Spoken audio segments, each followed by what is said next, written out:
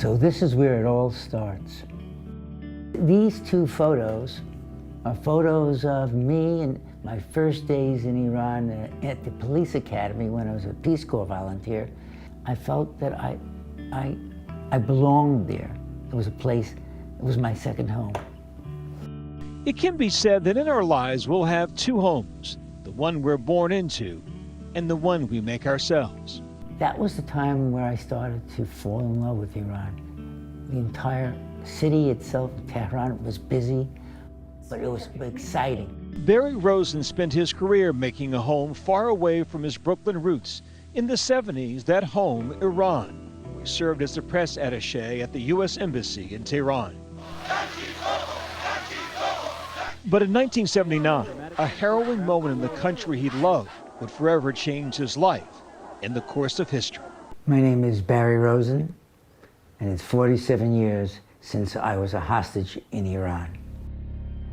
For 444 days, Barry and 51 other Americans lived in captivity, taken hostage by Iranian revolutionaries, many of them college students, who broke into and seized the embassy. I knew that we were in for trouble. Barry is one of few Americans who saw the birth of the Iranian regime from the inside. A regime that America and Israel are now trying to topple. What say you about where Iran is now, days into this war? Is it better off?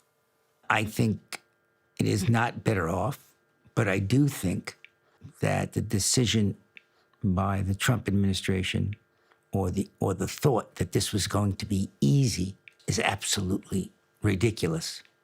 The United States can decapitate as many people as they want, but the infrastructure, the deep state in Iran will continue.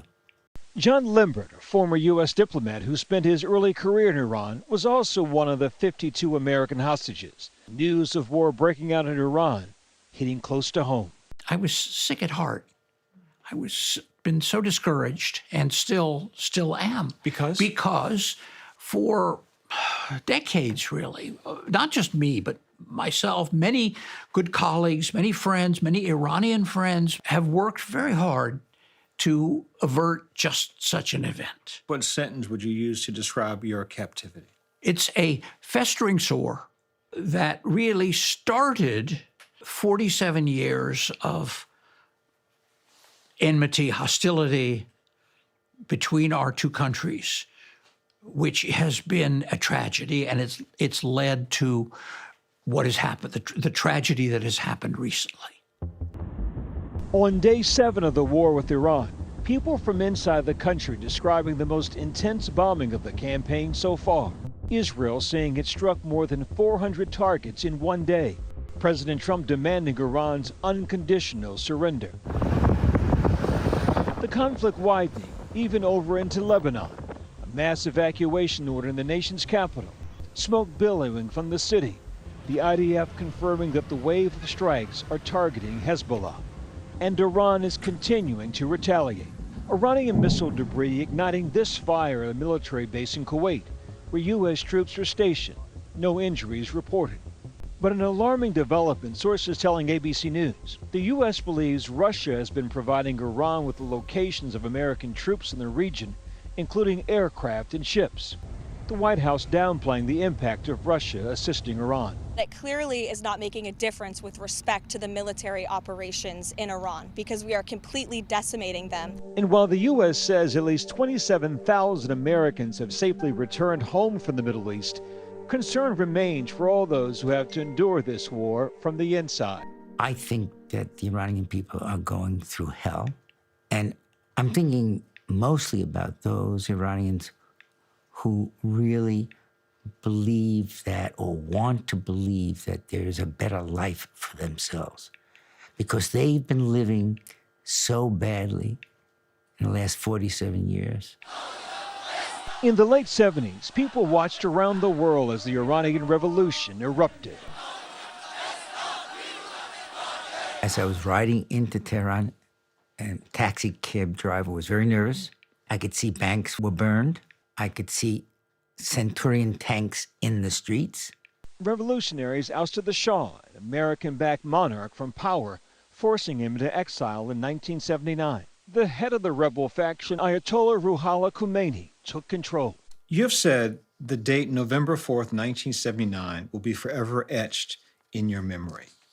Say more. Well, it was an existential moment in my life.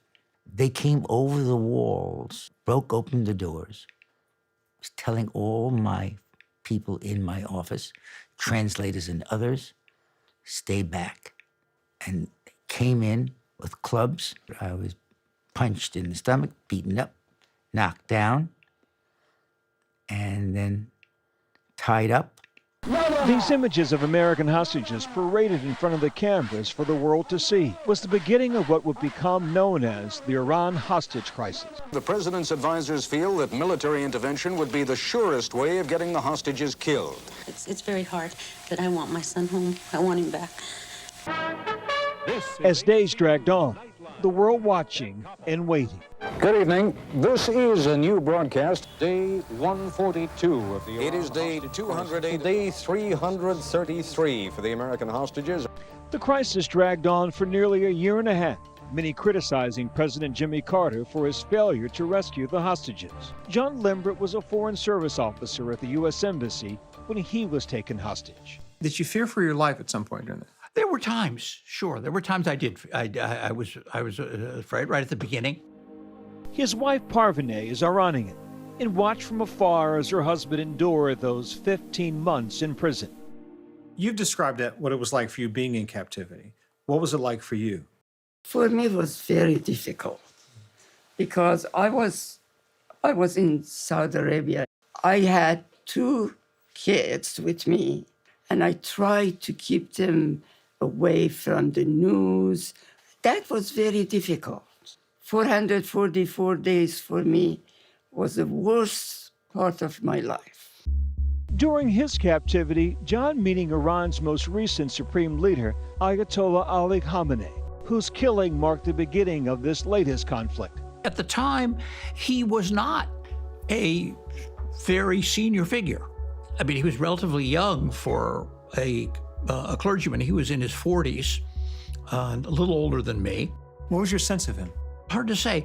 He wasn't dumb. He didn't preach at me. Someone asked me once, was he evil? Is he this or that? I said, well, look, he's a political leader of an authoritarian state. He'll do what he needs to do to stay in power. And if it means slaughtering his own citizens, he'll do that. After weeks of negotiations, today I'm going to have a lot to smile about and much gratitude. America finally secured the release of all the hostages in 1981. The planes took off January 20th on Tehran time, and it was half an hour after Ronald Reagan had been sworn in.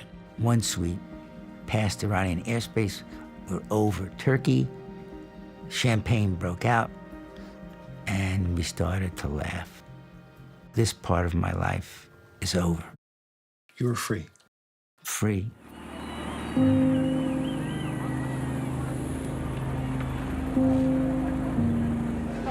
Glad to be out. Glad to see all these smiling faces. The warm reception, the flight, everything. It was just absolutely fantastic. Much better than the last 15 months. Thank you from the bottom of my heart. Buried facing a barrage of questions from the press. How do you feel? Very good. Better every day. Despite it all, his love for his second home and its people, undeterred. I think this is a special time in Iran, and they're going through a very weird period. But Iranians are decent people. Decades later, the pain, still there. I'm absolutely angry at what was done to all of us. Even at my age right now, age of 82, I feel the impact and the effects of that takeover. It has not left me at all. You still have moments, dreams, nightmares? No, I don't have dreams or nightmares. I just have sometimes feelings of fear, even walking in the street when there's nothing going on. The home they once knew now seems so far away. Still, Barry and John have hope that the place and the people they know and love will persist. What are we going to accomplish by dropping bombs? If there's going to be real change, it's got to come from inside. It's got to be the Iranians who do this. We can only go so far. But John's Iranian wife supports the strike that killed the supreme leader. I thought that's the best way to go to get Iran. That brutal regime has to go. This is the only way. So what I hear you say is that before me are two people who disagree about the tactics, but are both hopeful that the outcome, whatever it might be, is more hopeful than today. We want to be able to take our grandchildren back to Iran. We both want the same thing. We want a better future.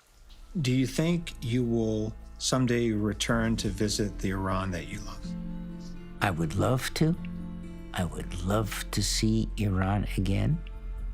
But the Iran that I might be seeing is an Iran that's in total shambles. It's not the place that I knew.